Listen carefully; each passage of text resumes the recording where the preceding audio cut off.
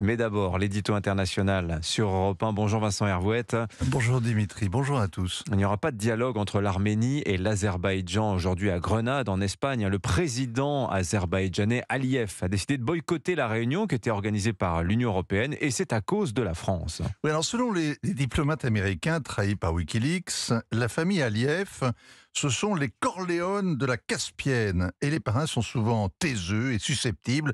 Et pour l'avoir interviewé, je peux vous le confirmer, Ilham Aliyev n'est pas un bavard. La presse de Bakou lui sert donc de porte-parole et dit que le président est très mécontent des déclarations des officiels français, de leur décision de livrer du matériel militaire à l'Arménie et qu'il refuse donc toute réunion à laquelle la France participerait. Les optimistes y verront une bonne nouvelle. Si le président Aliyev s'offusque de la politique étrangère de la France, c'est qu'il y a une politique étrangère française. Alors la France se tient aux côtés des Arméniens et elle entraîne avec elle toute l'Europe. La France promettait en son temps d'intervenir si le Karabakh était envahi. Au bout du compte, Catherine Colonna a fait un aller-retour mardi à Erevan avec des pansements et des condoléances.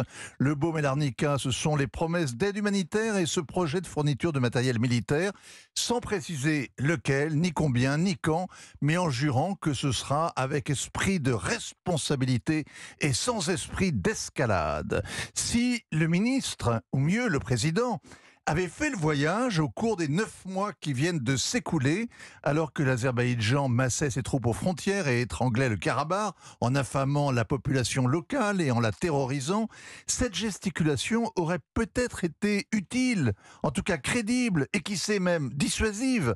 Mais là, pendant qu'elle parlait, finissait de se vider le Karabakh. 110 000 Arméniens sur 120 000. Ils ont quitté en 3 jours leur terre, qui était la terre qui était la leur depuis 3000 ans. 3 jours, 3000 ans. Ils ont fui parce qu'ils savent de quoi sont capables les conquérants. Ils lisent ce qu'ils écrivent sur les réseaux sociaux. Ils se souviennent que l'Azerbaïdjan n'a jamais reconnu le génocide de 1915, que le président Aliyev a promis de les traiter comme des chiens.